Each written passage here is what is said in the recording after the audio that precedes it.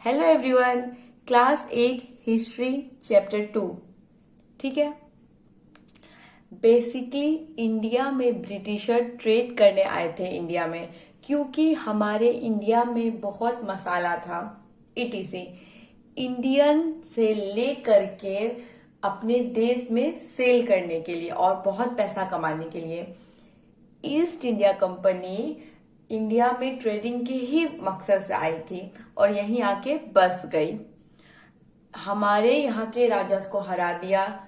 India before the coming of British background. ठीक, how did they come? Traders ship से आए। Rule कैसे बन गया उनका rule? Battle of Plassey, Buxar. Britisher ने अपने रूल को कैसे बढ़ाया, बहुत ज्यादा ग्रो किया। ऐसी क्या पॉलिसी यूज की जो इतना उनका रूल ग्रो हो गया। ठीक है। और हमारे भारत में हक जमा लिया। एक हो गया subsidiary alliance, claim to paramountcy, doctrine of lapse. फिर हो गया war with Tipu Sultan and Marathas. फिर setting up of new administration. फिर कंक्लूजन देखेंगे। बैकग्राउंड हम लोग 8 क्लास में पढ़ा ना, still Mughals were representing the Indian. 7th में Aurangzeb was the last powerful Mughal ruler after his death कब मरा? 1707 में many Mughals governor subedar began their independence. Mughal emperors के साथ नहीं रहना चाहते थे, एम्पायर्स के साथ नहीं रहना चाहते थे। बंगाल को उन्होंने अपना से अलग प्रोविंसेस बना लिया। हैदराबाद में भी उन्होंने एक अपना अलग किंगडम बना लिया। ठीक है, सब अपना अपना सोचने लगे उस टाइप का। सब अपना अपना फ्रीडम लेने लगे। 1857 तक कंट्री को मुगल्स रिप्रेजेंट कर रहे थे। औरंगजेब के अंदर कंट्री लंबा रहा करता था। ठीक है। अब बहुत सारे रिलीजनल किंगडम आ गए और अपनी अपनी रिलीजनल किंगडम स्टेब्लिश करी और अलग अलग एरिया के गवर्नर ने अपनी इंडिपेंडेंस ली और आजाद हो गए। तो ऑब्वियसली मुगल्स की पावर लेस होगी, एम्पायर्स छोटा हो जाएगा, लोग कम हो रहे ना। Power of Delhi was decline, vacuum of power Delhi. Mughals की पावर डिक्लाइन हो रही थी, कमजोर हो रही थी। मुगल्स तो जो अपोजिशन पार्टी है वो ऊपर आने का कोशिश कर रही थी। जगह खाली हो जाएगी वहां पे जो रूल करे, तो वो जगह भरने के लिए कौन आया? ब्रिटिश की पावर आ गई। वो खाली जगह ब्रिटिशर ने भर दी। ईस्ट इंडिया कंपनी एक ट्रेडिंग कंपनी है जो इंग्लैंड से इंडिया आई थी। हम इंडियंस मसाले को लेकर हमसे ट्रेडिंग करने के लिए, क्योंकि हमारे इंडियन स्पाइसेस की बहुत डिमांड थी। ठीक है। यहाँ में क्या बता रहा है? Bahadur Shah Zafar and his son been arrest कर लिया था। सीएच ने अरेस्ट किया था। ठीक है, ये देखो, ये बहादुर शाह जफर हो सकता है। ठीक है, यहाँ में क्या किया? Bahadur Shah Zafar and his son been arrested by CH. तो यहाँ से पर सोचो कौन होता होगा सीएच। नेक्स्ट पेज में देखते आगे। नेक्स्ट है East India company came East in 1600 में। ईस्ट इंडिया कंपनी ने क्वीन एलिजाबेथ से चार्टर ले लिया था कि पूरे ब्रिटिशर में बहुत सारे ट्रेडिंग कंपनी थी और अगर बहुत सारे कंपनी अगर ट्रेडिंग करेंगे तो ऑब्वियस सी बात है एक कंपनी ज्यादा प्रॉफिट नहीं कमा पाएगी। वही अगर कोई ज्यादा कंपनी नहीं है ट्रेडिंग करने के लिए, बस 1-2 कंपनी है, तो वो ज्यादा प्रॉफिट कमाएगी। ईस्ट इंडिया कंपनी गई रानी के पास, क्वीन एलिजाबेथ के पास, और बोला हमें चैर्टर दो, राइट दो ट्रेड करने के लिए, and got a sole right to trade with East. अब ईस्टर्न कंट्री से ट्रेड बस ईस्ट इंडिया कंपनी करेंगे, क्योंकि ईस्ट इंडिया कंपनी को चैर्टर मिल गया क्वीन एलिजाबेथ से। मर्केंटाइल ऑब्जेक्टिव्स की एक जगह से गुड्स खरीदना, फिर दूसरी जगह सेल करेंगे और बीच में अपना प्रॉफिट कमाएंगे, इसको बोलते हैं। ठीक है, ईस्ट इंडिया कंपनी आई थी, अलग इंग्लिश कंपनी को तो अपना कंपटीशन से हटा दिया था। बहुत पैसा तो ईस्ट इंडिया कंपनी ने कमा लिया ट्रेडिंग से। प्रॉब्लम भी फेस की, फ्रांस, पोर्चुगीज, डच, दूसरी ट्रेडिंग कंपनी भी आई, जिसके लिए ईस्ट इंडिया कंपनी को कंपटीशन फेस करना पड़ा। इस रीजन के वजह से ही ज्यादा प्रॉफिट नहीं कमा पाई। नेचर ऑफ कंपटीशन, दो लोग को सेम चीज खरीदना है, प्रॉब्लम आएगी ही, कंपटीशन बढ़ जाएगा। तो routes of India in 18th century, क्या क्या है इधर, ये figure 2, routes to India in the 18th century. ठीक है, नाइदरलैंड, डच, फ्रांस, पोर्टुगीज, फिर यूरोपियन पावर थी, सब कहाँ से आई? समुंदर से आ गई, ईस्ट के साथ ट्रेड करने आए India. Indonesia, Cape of Good Hope, West Bengal भी पहुंच गए। This is their route, trade route. ठीक है, यूरोपियंस पावर भी थी, सभी इंटरेस्टेड थे क्या? ईस्ट के साथ ट्रेड करने के लिए। कंपटीशन और बढ़ गया। ईस्ट इंडिया कंपनी को रॉयल चार्टर मिला था, means sole right to trade with the East, पर रॉयल चार्टर नहीं रोक पाया यूरोपियन पावर को ईस्टर्न मार्केट में एंटर करने के लिए। बाय द फर्स्ट टाइम, पहले English ship sailed down the western coast of Africa around the Cape of Good Hope and cross the Indian Ocean. Portuguese ने पहले ही स्टेब्लिश किया अपना present in the western coast of India में, गोवा में आकर settle कर चुके थे और बेस था गोवा उनका। और ये सी रूट 1498 में वास्को डी गामा, ए पोर्टुगीज एक्सप्लोरर, मतलब जो जगह को एक्सप्लोर करता है, ने डिस्कवर किया था। 17th सेंचुरी डच भी एक्सप्लेन करने लगे पॉसिबिलिटी की ट्रेड करने के लिए इंडिया में फ्रेंच ट्रेडर्स आए। प्रॉब्लम यही थी कि सब कंपनी सेम प्रोडक्ट खरीदने में इंटरेस्टेड थे, जैसे fine quality of cotton and silk product, यही सब चीज। ठीक है, ताकि वो ये सब चीज जो बड़ा मार्केट में अपना यूरोप में जाके बेचे यहां से खरीद के। और क्या क्या यहाँ पे, हाँ ये देखो अंडरलाइन वाला, ये पूरा लौंग, इलायची, मसाला, बहुत बहुत टाइप का ETC। ठीक है, क्योंकि ये ना यूरोपियन और भी जगह में बहुत डिमांड थी। ठीक है, तो सेल करने था, चीप प्राइस में इंडिया से खरीद लिया और यूरोप के मार्केट में हाई प्राइस में सेल कर दिया, पैसा कमाया। European east India company, Portuguese, Dutch, French, English सब एक ही टाइप का सामान खरीद रहे थे। सबको टेक्सटाइल चाहिए था, सभी को कॉटन सिल्क क्लोथ चाहिए था, सभी को मसाला चाहिए था। सब कंपनी सेम चीज इंडियन मार्केट से खरीदेगी तो चीज चीप कैसे होगी? चीप तब होगी जब 4-5 लोग अगर डिमांड कर रहे हैं तो बेचने वाला तो चीज का प्राइस हाई करेगा ही। कम कैसे होगी? कम कब होगी? जब एक दो लोग लेंगे और बोलेंगे हम तो इतने ही दाम देंगे, तो इस टाइप में हो सकता है। अगर हम सबको प्रॉफिट चाहिए तो हम लोग को राइवल कंपटीशन को हटाना पड़ेगा, और ये राइवल दूसरे ईस्ट इंडिया कंपनीज है। कुछ कंपटीशन इंडिया के डोमेस्टिक रूलर्स भी है। 17-18 सेंचुरी में ईस्ट इंडिया कंपनी ने फाइट किया एक दूसरे से।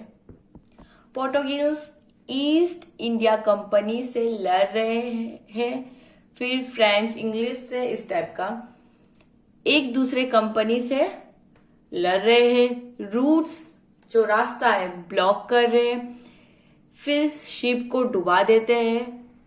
पोर्टुगीज की नेवी स्ट्रांग थी, तो वो क्या करते थे, जो जैसे वहां से और कोई नाव आया तो वहां से उस नाव को निकलने के लिए, शिप को निकलने के लिए वो लोग पैसे मांगते थे। ट्रेड में आर्म्स को लेकर चलते थे। कई सेटलमेंट पे ट्रेड एक्टिविटी होती है, कई सेटलमेंट पे ट्रेड एक्टिविटीज होती है। इस सेटलमेंट को प्रोटेक्ट करना है बाकी राइवल्स कंपनी से। बड़े बड़े वॉल्स टाइप के बनाना पड़ेगा। जैसे नेक्स्ट पेज में देखते हैं, जैसे कि यहाँ पे है तो यहाँ में 4 साइड में वॉल टाइप कर देगा, ताकि यहाँ पे कोई अटैक करे ना तो बच सके, ताकि कोई अटैक करे तो बच सके। वो सेटलमेंट को फोर्टिफाई करने लगे। फोर्टिफिकेशन क्या होता है, मिलिट्री को जो है ना स्ट्रॉन्ग करना। जब मिलिट्री बढ़ेगी तो वहां के लोकल रूलर्स बोलेंगे यू आर ओनली बिजनेसमैन, यहाँ पे ये मिलिट्री वाले नहीं चलेगा, मीन्स फोर्टिफिकेशन नहीं चलेगा, तुम नहीं कर सकते हो।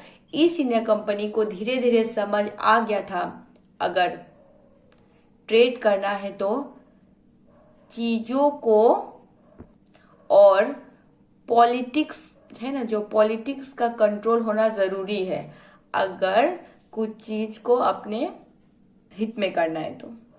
नेक्स्ट है East India company begins trade in Bengal.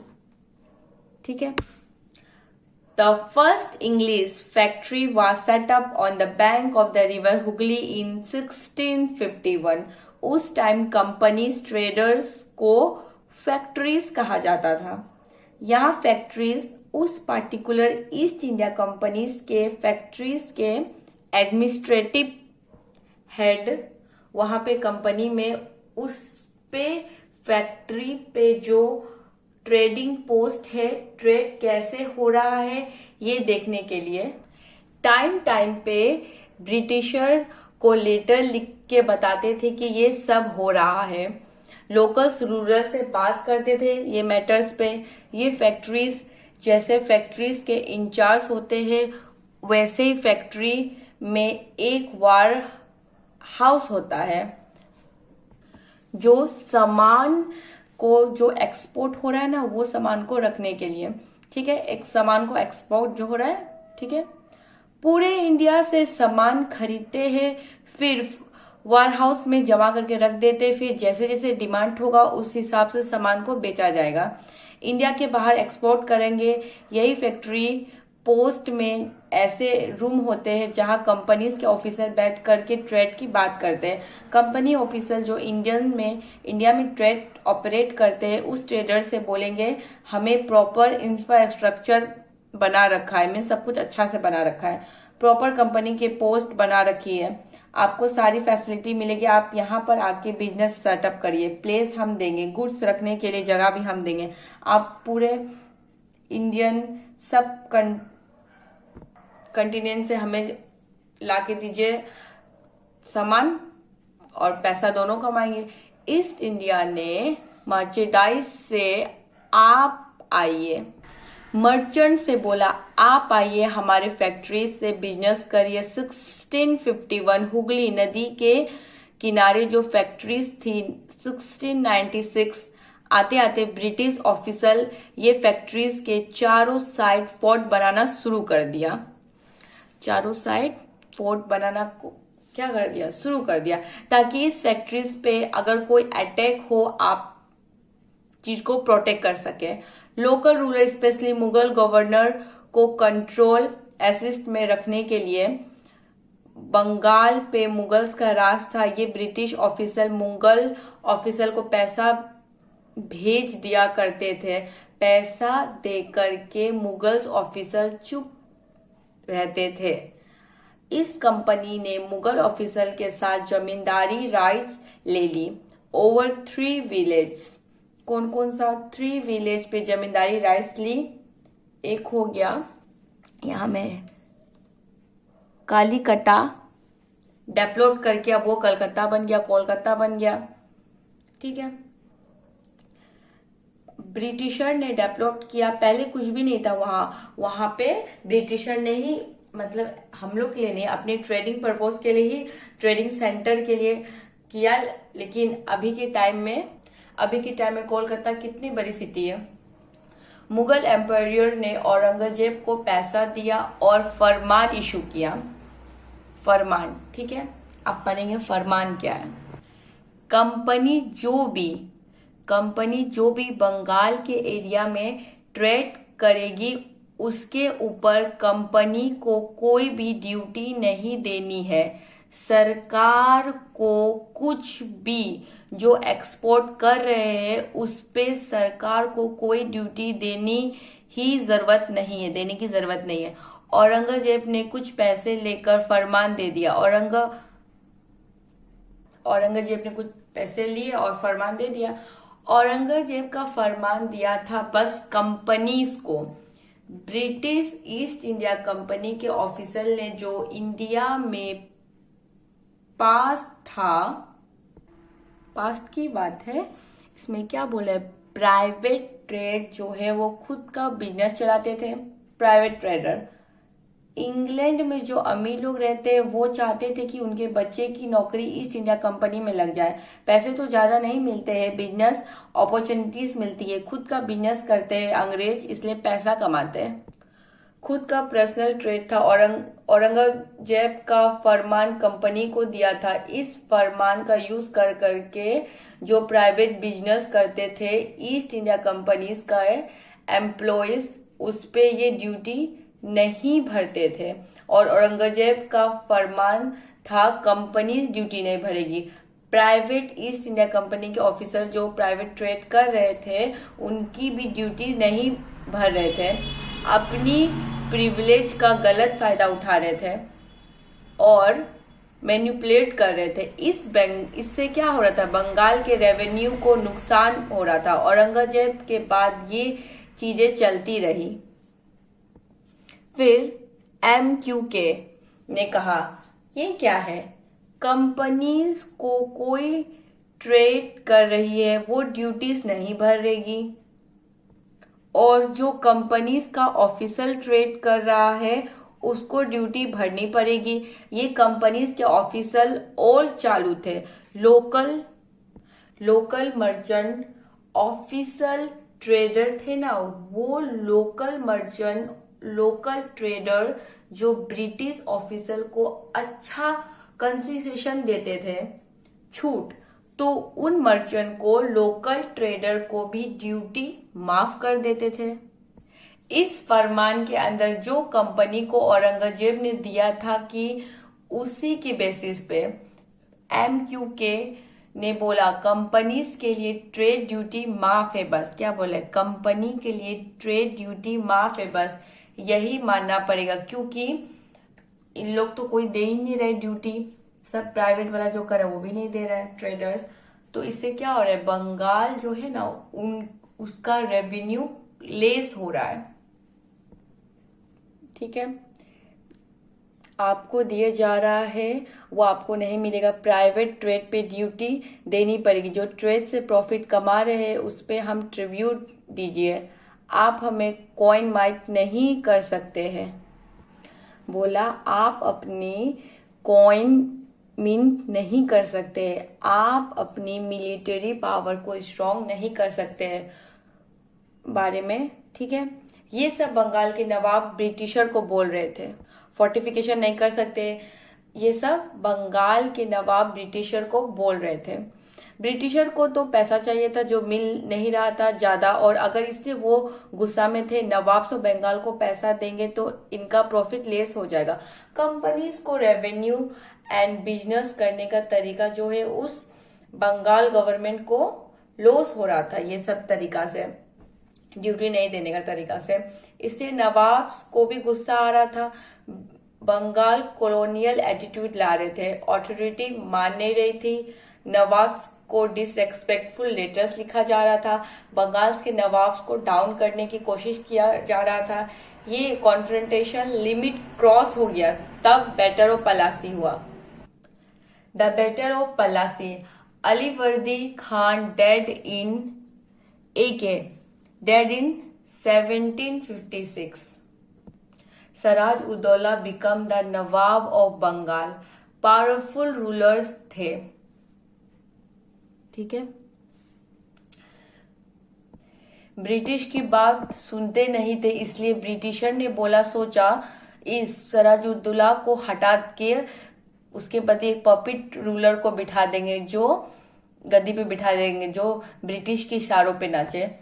Sirajuddaula जो, और इसके अपोजिट जो पार्टी है ना, उसको पॉलिटिकल पार्टी उसके अपोजिट में रख देंगे।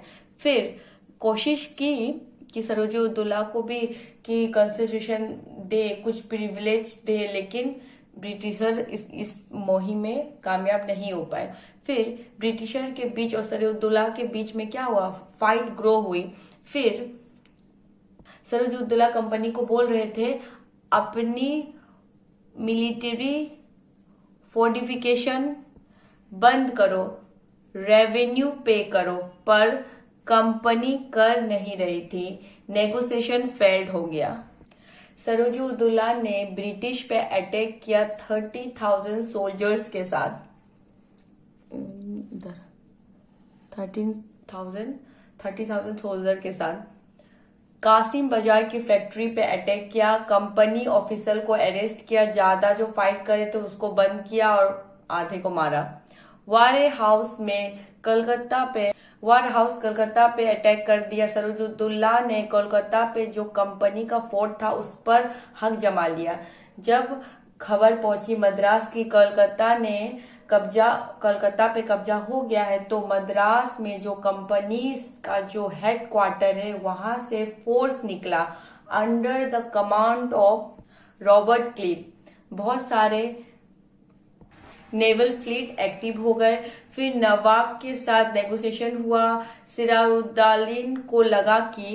सराजुद्दौला को लगा मैं तो जीत गया और मैंने इन्हें हरा दिया। सराजुद्दौला के अंदर भी तो बहुत सारे लोग थे जो आगे चल के ब्रिटिश के साथ मिल जाएंगे। नवाब और रॉबर्ट क्लिव की जगह जब उन लोगों का फाइट हुआ तो बैटर ऑफ पलासी, उसमें मीर जफर एक इम्पोर्टेंट, नेक्स्ट पेज देखते हैं, मिलिट्री कमांडर है। सिराजुद्दौला का आर्मी में बहुत बड़ी आर्मी थी। मीर जाफर की आर्मी फाइट की ही नहीं, वो बिल्कुल न्यूट्रल हो गई। सिराजुद्दौला हार जाएगा, वो भाग जाएगा। मीर जाफर का बेटा सिराजुद्दौला को हर्ट करके मार देगा, फिर मीर जाफर गद्दी पे बैठ जाएगा। The Battle of Plassey became famous because it was the first major victory the company won in India. Hello everyone, Palasi नाम ना पलास ट्री से बना, उसमें रेड फ्लावर्स उगते थे, उसका गुलाल बनता था और वही हम लोग होली में खेलते थे। ठीक है, यहाँ से हम देखते हैं। रॉबर्ट क्लाइव सिराजुद्दौला से फाइट करने आता है। सिराजुद्दौला ने सोचा पूरी आर्मी उनकी फाइट करेगी उनके साथ। उन्होंने सोचा मीन्स मेरी आर्मी मेरी हेल्प करेगी। बैटल ऑफ पलासी में रॉबर्ट क्लाइव ब्रिटिश फोर्स लाते हैं। अगेंस्ट में है सिराजुद्दौला की आर्मी। एक कमांडर था मीर जाफर। मीर जाफर ने धोखा दे दिया और सिराजुद्दौला हार गया। कमांडर था मीर जाफर। मीर जाफर ने धोखा दिया। आर्मी में था वो कमांडर, लेकिन एक पार्ट आर्मी का लेकर ही नहीं गया, वो लड़ने नहीं गया, इसलिए सिराजुद्दौला बैटल ऑफ पलासी हार गया। फिर सिराजुद्दौला तो स्ट्रांग तो था ही, इसलिए फिर रॉबर्ट क्लाइव ने बोला सिराजुद्दौला को हराओ और बोला मीर जाफर को नवाब बना देंगे। ब्रिटिशर ने मीर जाफर को बोला हम रूल करने तो आए नहीं है, हमें तो ट्रेड करना है। सिराजुद्दौला ने हमारी कंपनी में हक जमा लिया। रॉबर्ट क्लाइव मीर जाफर से बोल रहा है आप हमारी फाइटिंग में मदद कीजिए और सिराजुद्दौला को हरा के हम आपको नवाब बना देंगे, बंगाल का नवाब बना देंगे। इसलिए सिराजुद्दौला को हराने के बाद मीर जाफर को पपेट बना दिया, कठपुतली। जो ब्रिटिशर को चाहिए था वो मिल गया। नवाब तो मीर जाफर ही रहेगा पर उसे चलाएगा ब्रिटिशर, ठीक है। Battle of Buxar, battle of Plassey के बाद लड़ाई के बाद सिराजुद्दौला को मार दिया, मीर जाफर को नवाब बना दिया। ब्रिटिशर इसलिए नवाब नहीं बने क्योंकि वो ट्रेड करने आए थे, इसलिए उन लोगों ने इसलिए पपेट नवाब बिठा दिया और अच्छे से खुद ट्रेड करके पैसा कमाए बहुत। ईस्ट इंडिया कंपनी ने सोचा उसी प्लेस का लोकल इंसान को राजा बना देते हैं, क्योंकि सडनली अगर वो लोग ब्रिटिशर से कोई राजा बन जाएंगे तो लोग तो प्रोटेस्ट करने लगेंगे। इसलिए पपेट नवाब गद्दी पे बिठा दिया मीर जाफर को। एडमिनिस्ट्रेशन में ब्रिटिशर इंटरेस्टेड नहीं थे, ब्रिटिशर ट्रेड में इंटरेस्टेड थे।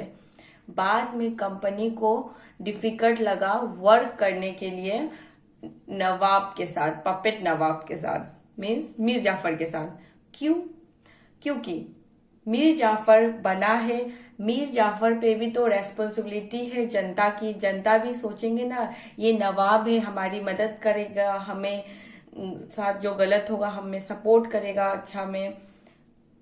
जनता सबने डेवलप के बारे में सोचा। मीर जाफर तो पपेट था ब्रिटिशर का और काम नहीं करता था अच्छा से, तो और ब्रिटिशर भी ओपनली मीर जाफर के साथ पपेट बिहेव नहीं कर सकते थे, कठपुतली टाइप बिहेव नहीं कर सकते थे।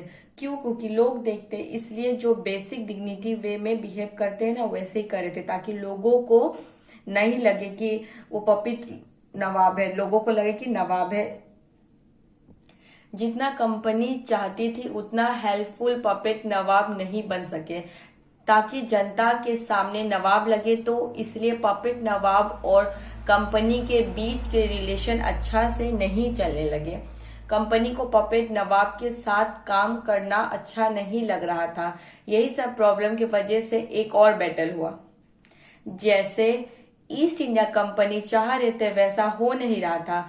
Mir Jafar puppet ruler sometime अपने लोगों के लिए भी सोच लेते थे। ईस्ट इंडिया कंपनी ने और ईस्ट इंडिया कंपनी से प्रोटेस्ट भी करते थे और ईस्ट इंडिया कंपनी को अच्छा नहीं लगता था। ईस्ट इंडिया कंपनी सोचते थे हमने ही इसको गद्दी पे बिठाया है और यही नवाब बन रहा है और हमारा ही प्रॉफिट नहीं हो रहा है। कभी कभी प्रोटेस्ट करते थे ईस्ट इंडिया कंपनी पे। कंपनी ने सोचा ये तो पपेट रूलर है और सच में नवाब बन रहा है और इसमें हमारा कोई फायदा भी नहीं हो रहा है। फिर मीर कासिम सोन इन लॉ था किसका? मीर जाफर का। मीर कासिम को ब्रिटिशर ने बोला मीर जाफर अच्छा काम नहीं कर रहा है, इसलिए मीर कासिम तुमको नवाब बना रहे हम। मीर कासिम भी कंप्लेन करने लगे अगेंस्ट कंपनी ऑफिसर कि नवाब तो बना दिया लेकिन पावर ज्यादा नहीं मिल रहा है। ठीक है, मीर कासिम ने मीर जाफर के ऊपर कंप्लेन करना शुरू कर दिया। मीर कासिम को हटाया लेकिन इतना आराम से नहीं हट सके। ठीक है, पूरा बैटल हो गया इसके ऊपर। बैटल ऑफ बॉक्सर हुआ। मीर कासिम ने शाह आलम II को जोड़ा जो दिल्ली के एम्पायर थे। पास के प्रोविंसेस अवध के भी जोड़े। फिर अपने टीम में मिला लिया 3 लोगों को, टीम बन गई। बॉक्सर आते ही ब्रिटिशर ईस्ट इंडिया कंपनी से लड़ने के लिए। फिर बैटल ऑफ बॉक्सर में ब्रिटिशर ईस्ट इंडिया कंपनी ही जीत जाती है। ब्रिटिशर फिर मीर कासिम और उनके 2 टीम मेंबर को भी हरा देती है। 1764 के बैटल्स में मीर कासिम हार जाता है। फिर क्या करता है, मीर जाफर को फिर से नवाब बना देता है, री इंस्टॉल कर देता है। क्यों? क्योंकि मीर जाफर ने बोला आपने तो मीर कासिम को हरा दिया, आप मुझे नवाब बना दो, we will give you lots of money as a gift. यही वजह से मीर जाफर को फिर से री इंस्टॉल कर दिया, फिर से मीर जाफर को ही नवाब बना दिया। Event after battle of Buxar, Sirajuddaula को हरा दिया, मीर कासिम को भी दिल्ली एम्पायर थे और अवध के एम्पायर थे, सबको हरा दिया। सबको हराने के बाद power British east India company के पास आ गई थी। मीर जाफर ओल्ड हो गया था, फिर से नवाब बना दो बोला, पैसा देने का प्रॉमिस किया था 5 lakh rupees every month to company. 1764 उसके बाद 5 लाख रुपीस क्या देता है, मंथ में कंपनी को देता है। 1764 की बात है, मीर जाफर बंगाल ऑफ नवाब है, कंपनी को पे करते हैं एज ए गिफ्ट, पर कंपनी को और चाहिए। टेंशन का माहौल चलने लगा और 1765 में मीर जाफर मर गया। 1765 को मीर जाफर मर गया, ठीक है। कंपनी का मूड बदल गया, कंपनी अब पपेट नवाब नहीं बनाएगी, बोली खुद नवाब बनेगी। क्लाइव ने बोला अब हम खुद नवाब बनेंगे ईस्ट इंडिया कंपनी को। 1765 में मुगल इंपीरियर अपॉइंट्स करेंगे कंपनी को दीवान की तरह, जनता भी एक्सेप्ट करेगी। मुगल्स हेड थे, ठीक है, शाह आलम II एम्पायर को हटा दिया था ना, मतलब मुगल एम्पायर को हरा दिया था ना, इसलिए अब प्रॉफिट में कंपनी, जो ब्रिटिशर ने बोला आप हमको दीवान अपॉइंट कर दो, प्रोविंसेस ऑफ बंगाल का टैक्स प्लस सिविल केसेस। फिर बैटल ऑफ बॉक्सर में मुगल एम्पायर को हरा दिया, नवाब जैसे पूरा एडमिनिस्ट्रेशन को देखने का काम और साथ ही साथ टैक्स भी कलेक्ट करना, दोनों काम संभालेंगे। Britisher East India company fight जीत करके ही तो मुगल एम्पायर का भी सपोर्ट मिला, तभी तो दीवान बना दिया। बंगाल में बहुत पैसा, ट्रेड बहुत होता था। दीवान लेने के बाद कंपनी को tax plus civil cases rights आ गई।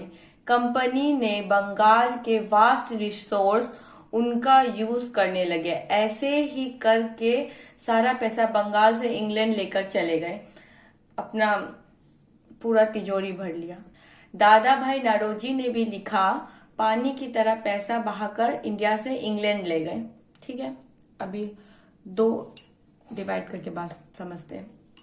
1, बैटल ऑफ पलासी के पहले जो ट्रेड होता था उसमें क्या होता था, इंडियन गुड्स लेना होता था तो ब्रिटिशर से ही गोल्ड और सिल्वर लेते थे और हमारे इंडियन से मसाला लेकर जाते थे।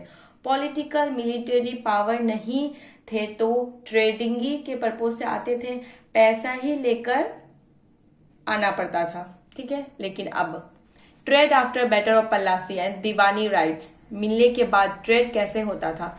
बैटल ऑफ पलासी के बाद हक जमा लिया, बैटल ऑफ बॉक्सर के बाद दीवानी राइट्स मिल गई, राइट्स मिलने के बाद ट्रेड का नेचर ही बदल गया। अब इंडिया से गुड्स, पैसा, गोल्ड सब कुछ लेकर ब्रिटेन चले जाते हैं। पहले तो सामान गुड्स खरीदने के लिए गोल्ड सिल्वर भी देते थे, लेकिन अब नहीं, उल्टा सब इंडिया से ही लेकर चले जाते हैं। किसके बाद, बैटल ऑफ पलासी के बाद, बैटल ऑफ बॉक्सर के बाद, और ये जब उन लोग को दीवान बनाया तब नवाब को हरा दिया। ब्रिटिश ऑफिसर गिफ्ट मनी देते थे नवाब ऑफ बंगाल से, उससे लग्जरियस लाइफ जीते थे वो उन पैसों से। रॉबर्ट क्लाइव इंडिया आए थे कंपनी के काम से, फॉर्ट्यून क्रिएट किया, बंगाल ऑफ नवाब से पैसा लेते थे और अपना संपत्ति बना ली। बहुत पैसा जमा कर लिया, ट्रेड पर्पज से इंडिया आए थे और टेरिटरी हड़प ली, रूल करने लगे। यहाँ पे कहा लिखा हुआ है कहीं पे, देखते हैं, हाँ इधर में 401.402 ये पाउंड में, ठीक है। पैसा बना लिया, सरम में रॉबर्ट क्लाइव सुसाइड कर लिए, करप्शन का केस उन पर चला, वापस गए तो इतना शर्मिंदा थे कि उन्होंने सुसाइड कर लिया। ब्रिटिश जो सारा पैसा इंडिया से लूट लिए, क्लाइव ने जैसे पैसा बनाया उतना सारे कंपनीज ऑफिसर ने उस तरह से पैसा नहीं कमाया। सब तो करप्ट नहीं थे, कुछ कंपनी ऑफिसर आए इंडिया में ट्रेड करने के लिए और इंडिया में आकर कोई डिजीज से मर गया, कोई वार में मर गया, कोई क्लाइमेट कंडीशन की वजह से मर गया। यूरोपियन इंग्लैंड का और इंडिया का क्लाइमेट कंडीशन अलग है, सब जगह का। वार में भी मारा, इसलिए पैसा नहीं कमा पाते थे इंडिया में। सभी कंपनी ऑफिसर करप्ट और डिसऑनेस्ट नहीं थे, बहुत सारे हम्बल बैकग्राउंड से भी थे। जिन्होंने सोचा ट्रेडिंग करेंगे इंडिया में और ब्रिटेन जाकर के अच्छी लाइफ जिएंगे। नवाब्स का मजाक भी बनता था, नवाब्स, लेकिन उन लोग उसको नवाब्स बोलते थे। नवाब्स का मजाक क्यों बनता था? कंपनी ऑफिसर को नवाब्स की तरह रहने का स्टाइल हो गया था, आदत हो गया था, ये नवाब्स बन गया। और जब ब्रिटेन गए, अब उनका मजाक बन गया प्लेस और कार्टून में, ठीक है। Company rule expands, company rule expands मतलब बढ़ा, ठीक है। Period between 1757 to 1857, battle of Plassey हुआ था कब? 1757 में। ब्रिटिश ने बैटल ऑफ पलासी जीतने के बाद पहली बार ब्रिटेन ने पॉलिटिकली अपना रूल करना शुरू कर दिया। बंगाल से अपना रूल को बढ़ाया, एक्सपेंड करना शुरू कर दिया, ग्रो करना शुरू कर दिया। 1757 टू 1857 में कंपनीज ने अपने रूल को बढ़ा लिया। अगर अपना रूल्स को बढ़ाना है तो दूसरे इंडियन स्टेट को अपने अंदर करना होगा, कब्जा जमा लेना होगा। तो ब्रिटेन ईस्ट इंडिया कंपनी सबको क्या करते थे? हराते जाते थे और अपना पावर को बढ़ाते जाते थे। कंपनी ऑफिसर वहां के इंटरनल अफेयर्स में दखल देने लगे। जितने भी राज थे भारत के, कौन से पोस्ट पे बैठेगा, कौन से पोस्ट पे नहीं बैठेगा, इस तरह से इन्फ्लुएंस करने लगे। अलग अलग राज्यों को east India company direct means अनजान जगह में अटैक नहीं करती थी। बंगाल में सक्सेसफुल हो गया, इसका ये मतलब नहीं है कि वो पूरे इंडिया को जानने लगे। अलग अलग जगह पे अपना इन्फ्लुएंस ग्रो करना है, जहां पे कब्जा करना है, कहीं पर अटैक करना है, तो इंडिया के सभी जगह को क्या करना पड़ेगा? जगह में रेसिडेंस बना दिया गया और इंफॉर्मेशन निकाल रहे थे कि किस राज्य में वहां के लोग कैसे हैं, तभी ना वहां कब्जा करेंगे। ऐसे तो जाके नहीं करेंगे, वहां के बारे में इंफॉर्मेशन इकट्ठा करेंगे कि वहां के लोग कैसे हैं, वहां सब लोग मैनेज कैसे करता है, कैसे अपना साइट लेते हैं, मतलब कैसे अपना साइट वहां लिया जाएगा और उनको अपने साइट किया जाएगा और कैसे उनको हरा सकते हैं। कंपनी पावरफुल भी हो रही थी मिलिट्री के रूप में। कंपनी फोर्स करती थी स्टेट्स को सब्सिडरी अलायंस में। एक तरह का डील था, अगर कोई राज्य ब्रिटिशर के साथ है संबंध में करेगा, उसको इंडिपेंडेंट आर्म फोर्स रखने की राइट नहीं होगी। वो अपना सिपाही नहीं कर सकते। वो जो राज होगा उनकी सेफ्टी ब्रिटिशर द्वारा की जाएगी। उस सेफ्टी के बदले में जो कंपनी है उसको पैसा मिलेगा। जिस राज को कर रहे उस राज से पैसा मिलेगा। सुरक्षा चाहिए, वो सब्सिडरी अलायंस करेगी। ब्रिटिशर अपने सैनिक को भेजे और क्या करते थे, और उस सैनिक का खर्चा उस राज द्वारा। सब्सिडरी अलायंस ऐसी थी कि ऐसी बनी कि बिना फोर्स और प्रेशर की बनी, और सब माने भी, मजबूरी ही होगी। बहुत सारे राज्य को अपने कंट्रोल में ले लिया कंपनी। राज्य के द्वारा प्रोटेक्शन तो दिया गया, कंपनी के द्वारा राज्य को तो प्रोटेक्ट मिला, लेकिन खर्चा भी वही राज्य करेगी। अगर कोई अलायंस ब्रिटिशर के साथ सब्सिडरी अलायंस कर रहा है, लेकिन वो पैसा नहीं दे पाता है जितना पैसा उन्हें देना है। उस पैसे के बदले उस राज का कुछ हिस्सा को ब्रिटिशर अपने कंट्रोल में कर लेते हैं। अगर पैसा नहीं दे पाए तो उस राज का जो हिस्सा है उसको अपने कंट्रोल में कर लेते हैं। ये एक तरह जो राज है उनको अपने टेरिटरी का कुछ हिस्सा ब्रिटिशर को देना होगा। Tipu Sultan, tiger of Mysore. ठीक है, यहाँ में इम्पोर्टेंट को अंडरलाइन करना है। ऐसे दिखने के लिए सब अंडरलाइन मैंने किया, लेकिन आपको ऐसे जैसे डेट्स हो गया, इम्पोर्टेंट नेम्स हो गया, इस टाइप का। तो नेक्स्ट है Tipu Sultan the tiger of Mysore. Mysore important हो चुका था। अपने रूलर्स हैदर अली रूल किए थे 1761 टू 1782 रूल किए थे, और उसके बाद टीपू सुल्तान ने रूल किया था 1782 से टू 1799 तक। ये दो रूलर्स ने मैसूर को काफी पावरफुल बना दिया था।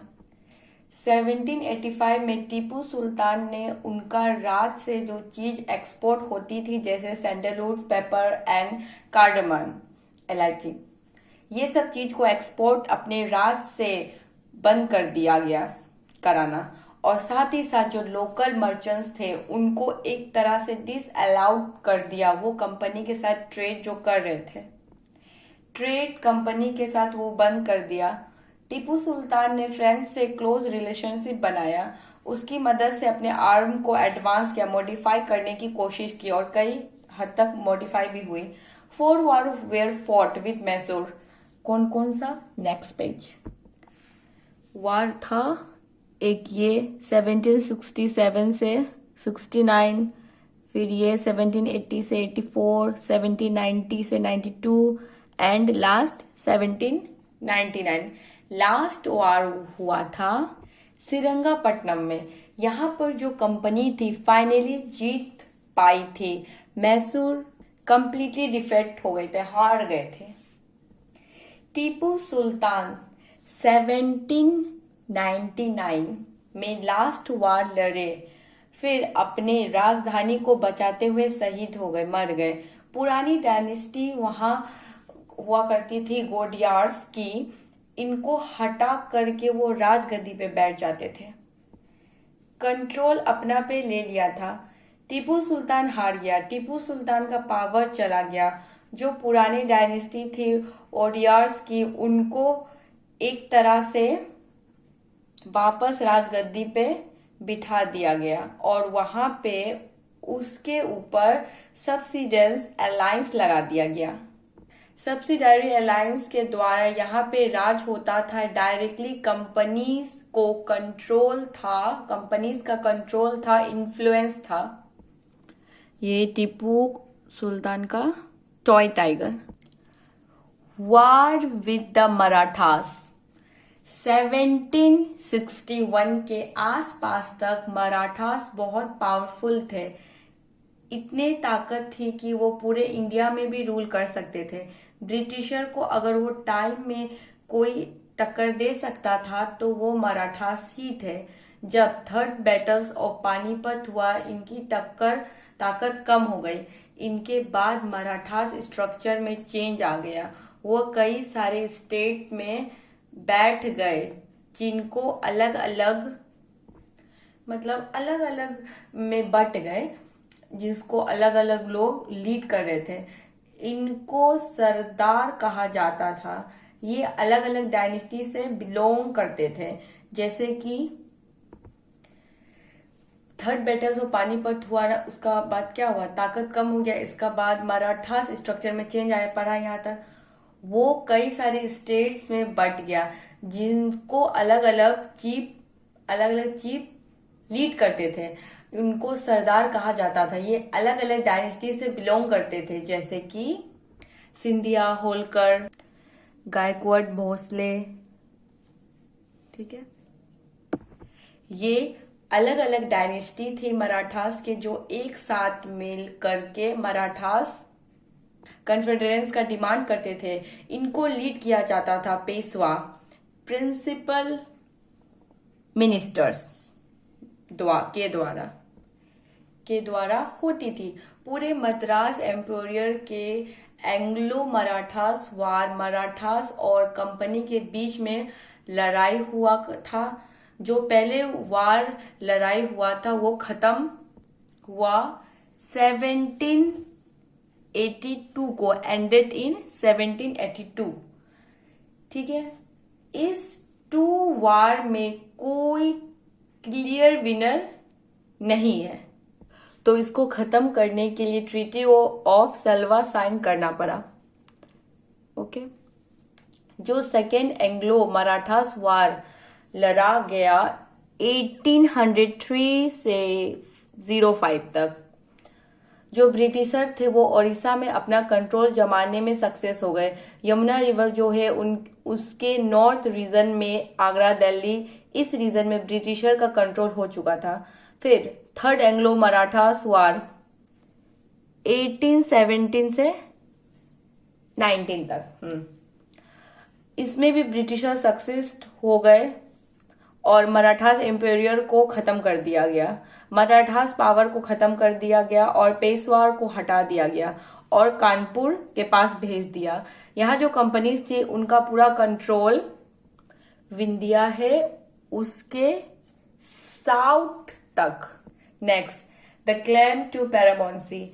लॉर्ड हस्टिंग्स जब गवर्नर जनरल बने फ्रॉम 1813 टू 1823, इन्होंने एक पॉलिसी फॉर्म किया, नाम था, अंडरलाइन, पैरामोंसी। ये सिंपल पॉलिसी थी। अब हम इतना पावरफुल हो चुके हैं कि अब हम किसी भी राज्य पे अटैक कर सकते हैं। हमसे कोई टक्कर लेने देने वाला नहीं है, मतलब टक्कर देने वाला कोई नहीं है। ठीक है, ये पॉलिसी में यही कहा गया है जब हमें अपना इंटरेस्ट को बचाना होगा, अगर ब्रिटिशर को कहीं पर लगता है कि उनको डेंजर है, हमारा प्रॉफिट नहीं हो रहा है, तो किसी भी स्टेट के ऊपर अटैक कर सकते हैं, कब्जा कर सकते हैं या कब्जा करने की धमकी दे सकते हैं। पॉलिसी का पार्टी था, मतलब उनकी पॉलिसी का ये एक पार्ट था। 1830s, ठीक है, की बात है। ईस्ट इंडिया कंपनी रशिया के बारे में बहुत वरीड हो गई। रशिया काफी पावरफुल हो रही थी और अपने आप बढ़े रही थी। रशियन अफगानिस्तान होते हुए इंडिया से आ सकते हैं और इंडिया के ऊपर कब्जा कर सकते हैं और ब्रिटिशर को रशिया के साथ फाइट करना होगा। इंडिया का जो पाकिस्तान बाउंड्री वाला जो रीजन है उसको प्रोटेक्ट करना है। उन्होंने ये डिसीजन लिया, हम अफगानिस्तान को भी कैप्चर कर लेंगे। हमारा रूल अफगानिस्तान में भी होना चाहिए। पहले ही अफगानिस्तान में वार कर लेंगे तो हमें डर नहीं रहेगा कि अफगानिस्तान इंडिया में अगर आए तो अफगानिस्तान के साथ भी हमें वार करना पड़ेगा। उससे पहले ही हम ही वहां कंट्रोल जमा लेंगे अफगानिस्तान पे। ब्रिटिशर ने अफगानिस्तान के साथ काफी लंबा वार किया, मीन्स लड़े। कब?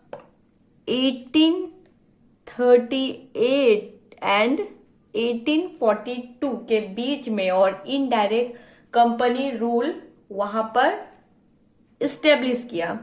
फिर 1843 में सिंध कैप्चर कर लिया।